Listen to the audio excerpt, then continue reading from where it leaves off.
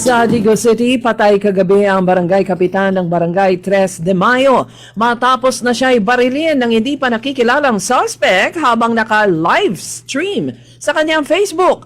Kinilala ang biktima na si Chairman Oscar Bucol na naisugod pa sa ospital subalit nasawi din.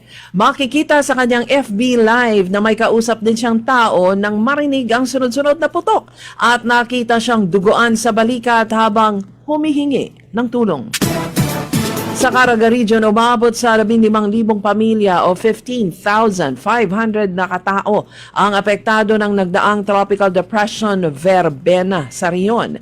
Ayon sa Regional Risk Reduction and Management Council, ang mga apektadong pamilya ay mula sa 69 na mga barangay ng riyon. Inaasahang makakauwi na sila ngayong araw sa kani-kanilang mga lugar. Sa Dapitan City, sinuspende kahapon ng Philippine Coast Guard ang biyahe ng lahat ng uri ng sasakyang pandagat mula sa lungsod patungong Visayas dahil sa bagyong si Verbena. Nasa lalawigan ng Negros at Cebu ang bagyo kahapon kaya't malalaki ang alon sa dagat at malakas ang ihip ng hangin.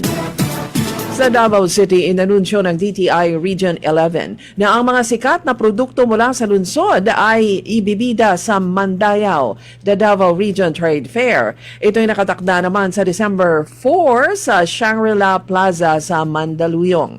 Ayon kay DTI 11 Regional Director Romeo Castañaga, ito'y suportado naman ng Tatak Pinoy Program at ng Coconut Farmers and Industry Development Plan.